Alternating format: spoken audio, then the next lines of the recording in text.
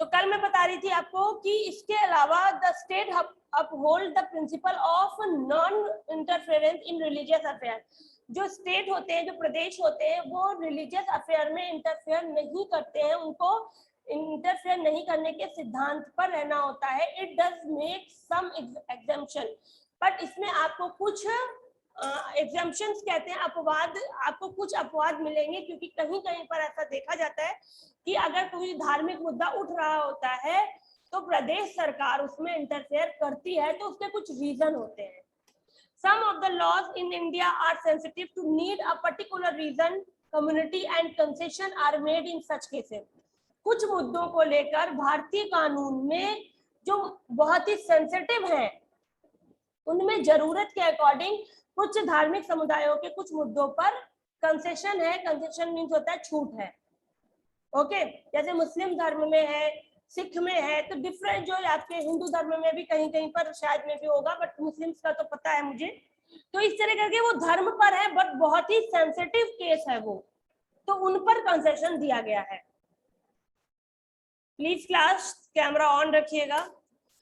The state sometimes purposely intervene means होता है बीच बचाव करना। The state sometimes purposely intervenes in religious in order to prevent the discrimination. कभी-कभी जो प्रदेश सरकार होती है वो धार्मिक मामलों में बीच बचाव करती है, जिससे कि भेदभाव को रोका जा सके of a certain group of people by another group. दो ग्रुपों के बीच में भेदभाव ना आए, इसलिए भी कभी-कभी सरकार बीच बचाव का काम करती है, प्रदेश बीच बचाव करता है। The Uniform Civil Code ensure that, uniform civil code है जो ये इस बात को सुनिश्चित करता है कि such as a marriage, divorce and inheritance of property, जो विरासत, जो आप क्या कहते हैं उसे, जायदाद का विरासत के अकॉर्डिंग ट्रांसफर होना, आर ट्रीटेड फेयरली, इसका जो निपटारण हो, जो इसकी व्यवस्था की जाए वो सही तरीके से की जाए, and according to the rules of the particular religion, और धर्म के अनुसार ही उसको, जैसे शादियां हैं वो धर्म के अनुसार हो, डाइवोर्स भी धर्म के अनुसार हो, और जो विरासत, जो आपकी जायदाद होती है, जो वो क्या कहते हैं उसको आप लोग, पीढ़ी दर पीढ़ी ट्रांसफर होने का काम होता है उसका, वो भी धर्म के अनुसार हो। The Indian constitution distinguishes them from the other civil laws, और ये चीज जो है, इसमें जो अंतर है ये और अन्य जो साधारण रूल हैं उनके अकॉर्डिंग इसमें डिस्टिंग्विश करती है, इनमें अंतर करती है। Many religious law such as the Hindu marriage act 1955, Muslim personal law, Christian personal law and the Special Marriage Act have been incorporated into the Indian Constitution under the Uniform Civil Code. ये जो कानूनों के नाम आपको बताए गए हैं, जैसे हिंदू मैरिज एक्ट 1955 है, मुस्लिम पर्सनल लॉ है, क्रिश्चियन पर्सनल लॉ है, स्पेशल मैरिज एक्ट है, और ये जो चीजें हैं ये यूनिफॉर्म सिविल कोड में, स्क्रीन पर फिंगर मूव मत कीजिए, किसी का माइक ऑन है, कैमरे बंद है और माइक ऑन है।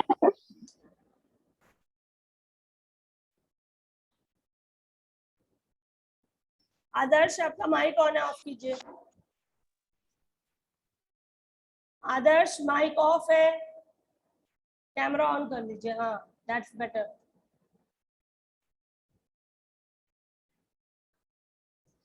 और फिर कल वाला रवैया मत अपनाइए, कैमरा ऑन कर लीजिए, ठीक है। लक्ष्य,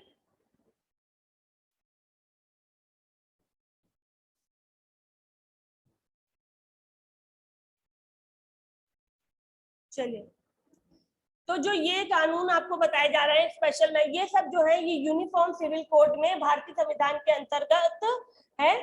तो इनका जो है ये स्पेशल केसेस में इनको लागू किया जाता है। जैसे मैरिज के अकॉर्डिंग अगर हिंदू है तो उसमें हिंदू मैरिज एक्ट में जो रूल्स एंड रेगुलेशन दिए गए उसको फॉलो किया जाता है। मुस्लिम्स के लिए मुस्लिम का जो पर्सनल लॉ है वो देखा जाता है। तो ये यूनिफॉर्म सिविल कोड है जिसमें डिफरेंट, एक जैसे हैं, यूनिफॉर्म होती है एक जैसी, बट साधारण कुछ कानून है जो इन सब टॉपिक्स के लिए है। किसी का माइक ऑन है, बार बार अच्छा नहीं लगता कहना, प्लीज माइक ऑफ कर लीजिए। मैम सनी भैया का है। ओ ठीक है, सनी बेटा माइक ऑफ कर लीजिए। देन कल हमने टॉपिक था हमारा difference between the western secularism and Indian secularism.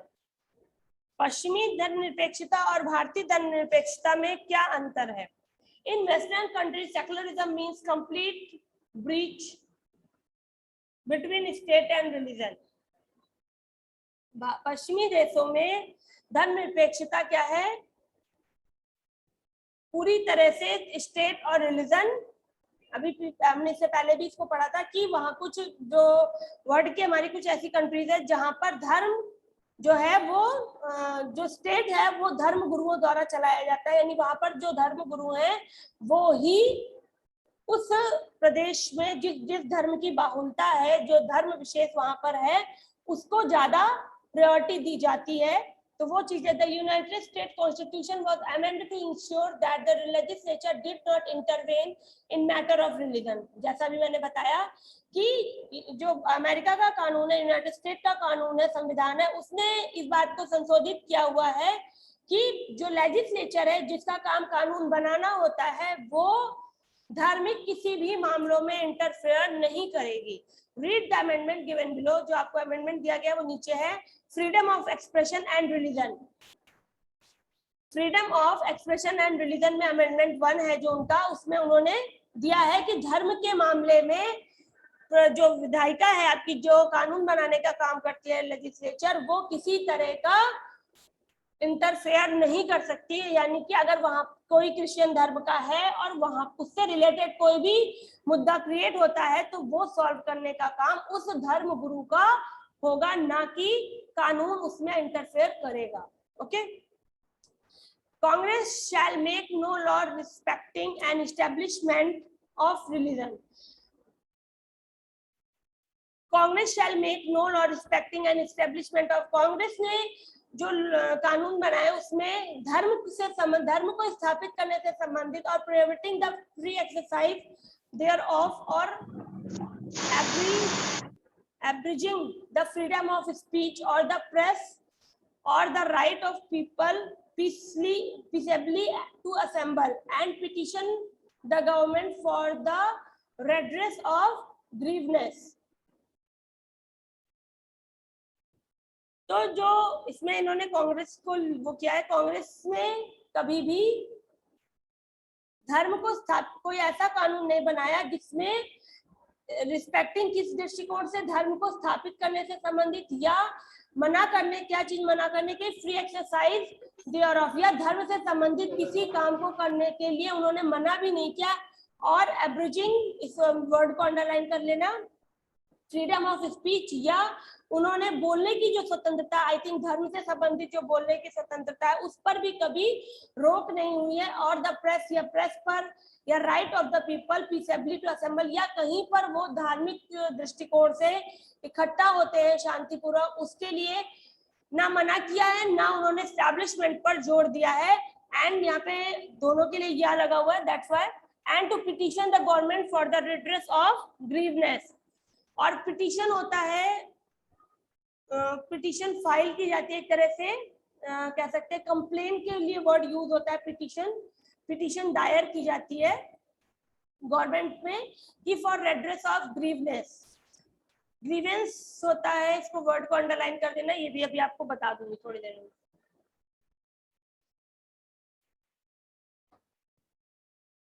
In the United States of America, under no circumstances can state interference in religion or religious interference in state affairs। और United state America में किन्हीं भी परिस्थितियों में state interference, can the state interference in religion, जो प्रदेश होंगे वो धार्मिक मामलों में इंटरफेयर नहीं करेंगे, और religion interfere in the state, या प्रदेश के मामलों में धर्म इंटरफेयर नहीं कर सकता है। The separation is to be strictly respected। और जो ये बंदिश है, ये जो सेपरेशन है, जो अलगाव किया गया है, इसको बहुत ही सख्ती के साथ इसका पालन किया जाता है। इको फैक्ट्स है आपका, most religion preach living in harmony with nature and the environment. जो धार्मिक प्रीच होते हैं, जो प्रवचन होते हैं, वो मोस्टली हार्मोनी पर, बंधुत्व पर, जो प्रकृति और एनवायरमेंट के उस पर बेस्ड होते हैं। भारत में in India the interpretation is different, but Bharat में जो इंटरप्रिटेशन इज डिफरेंट, जो व्याख्या है वो अलग है। यानी कि जो वेस्टर्न कंट्रीज थी वहां तो है कि धर्म ना स्टेट में, ना स्टेट धर्म में कहीं भी इंटरफेयर नहीं करेगा, सब कुछ अलग अलग रहेगा, सारा कुछ उनका सेपरेट वे में चलता है। बट भारत में ये व्याख्या अलग है। In order to ensure equality of all citizen, सभी नागरिकों के बीच समानता बनी रहे, इस बात को लेकर, एंड रिलीजियस कम्युनिटी, सभी धार्मिक समुदायों में समानता बनी रहे, if the state has to intervene by making laws and allowing or banning certain practices, it would do so। जैसे कि भी ऊपर हमने पढ़ा था कि अगर कहीं पर प्रदेश सरकार को किसी कानून को बनाकर कहीं पर बीच बचाव करना पड़ता है, या कहीं पर किसी चीज को, किसी सर्टेन प्रैक्टिस को रोकना पड़ता है, तो वो यह कर सकती है। जैसा कि ऊपर था कि कुछ सेंसिटिव मामलों में स्टेट गवर्नमेंट आपकी रूल्स बना सकती है, उसको किसी धार्मिक काम को रोक सकती है, तो वो चीज यहाँ पर है। For instance the state can intervene in Hindu, और इसके अलावा जो स्टेट है वो हिंदुओं के कास्ट सिस्टम में भी बीच बचाव कर सकती है, and abolish the practice of untouchability, और छुआछूत की जो प्रथा है उसको अबॉलिश कर सकती है, उसको हटा सकती है, उसको नष्ट कर सकती है।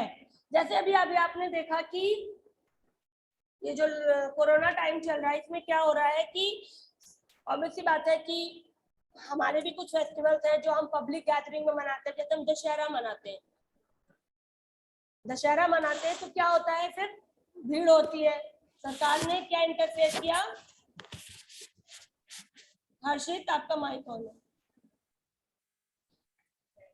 माइक ऑन करके कैमरा ऑफ हो जाता है, वो अच्छा लगता है, बट अगर माइक ऑफ रहे और कैमरा ऑन रहे तो वो अच्छा नहीं लगता।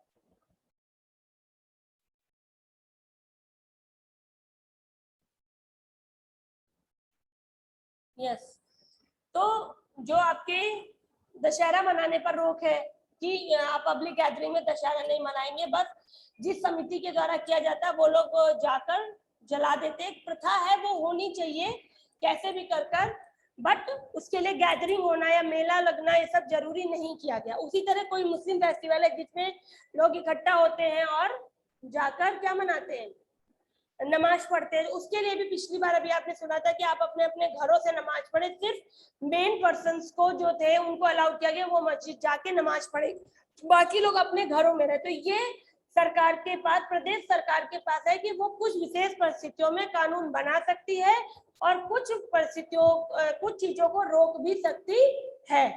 Okay,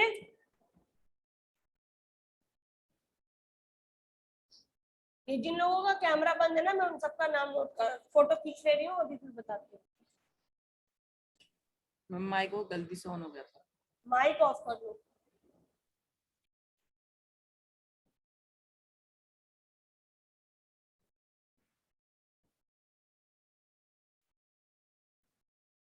The Indian law ensures that neutrality does not come at the cost of discrimination।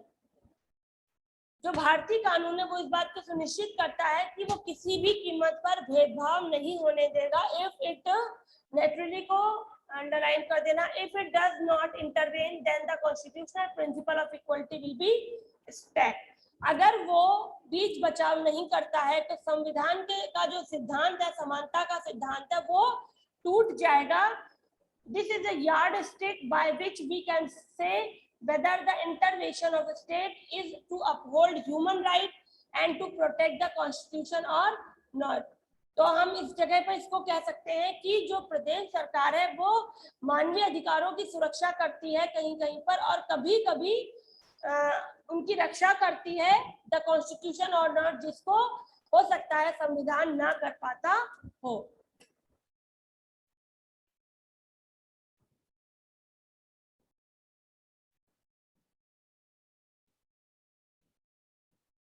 Constitution में जो लॉ बनाए गए हैं गवर्नमेंट के द्वारा, आपको ये बताए जा रहे हैं यहाँ पर। फ्रांस का है, इसको रीड कर लीजिएगा। अब यहाँ पे सेकुलरिज्म बताया गया। वाई सेकुलरिज्म, क्यों है सेकुलरिज्म? रिलीजन के लिए, स्टेट और पॉलिटिक्स के लिए, ठीक है। और सेकुलरिज्म इंडिया में क्या है? यूनिफॉर्म सिविल कोड है, यानी डिफरेंट धर्मों के लिए अलग अलग कोड है। और क्या है? Difference between western and Indian secularism आपको यहाँ पर बताया गया है। Secularism means the absence of, secularism क्या है? यहाँ पे जो टिक लगे वो मत लगा लीजिएगा, वो बस किसी ने बुक को पढ़ा है और अपना ज्ञान लगाया है।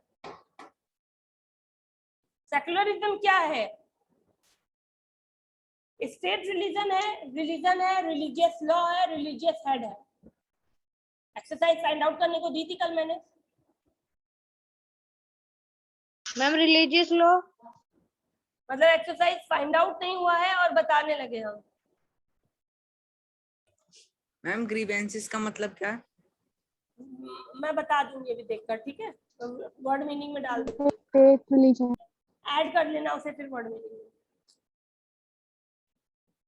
बताइए क्या है सेकुलरिज्म? स्टेट रिलीजन, हाँ, state, the absence of, secularism means the absence of, किसका एब्सेंस होना चाहिए? स्टेट रिलीजन का एब्सेंस होगा, धर्म का एब्सेंस होगा, रिलीजियस लॉ का एब्सेंस होगा, या रिलीजियस हेड का? मैम स्टेट रिलीजन, हाँ, स्टेट रिलीजन का ही एब्सेंस होगा, क्योंकि जो सेकुलरिज्म है वो प्रदेश के आधार पर धर्म को बढ़ावा नहीं देता है। India is the secular country, okay. The theocratic nation follow a, theocratic nation जो है, जो धर्म तंत्र पर आधारित नेशन है, वो किसको फॉलो करते हैं? पर्सनल को, स्टेट को, माइनॉरिटी को, या मेजॉरिटी रिलीजन को? ये फर्स्ट पेज पर मैम था। स्टेट को, वो मैम स्टेट स्टेट, रिलीजन को, हाँ, प्रदेश जिस धर्म की उस प्रदेश में बहुलता है वो उसको बढ़ावा देते हैं। In India there is a inter community, ma'am tolerance, okay. हाँ, एक दूसरे को हमें जो इंटर कम्युनिटी है, जो आंतरिक समुदाय है, उसमें सहने की शक्ति है, सहनशीलता है, ठीक है। तो इसमें आपका ये हो जाएगा, सेकंड ये, थर्ड ये, और फोर्थ में टॉलरेंस। अब आपको स्टेटमेंट को करेक्ट करना है।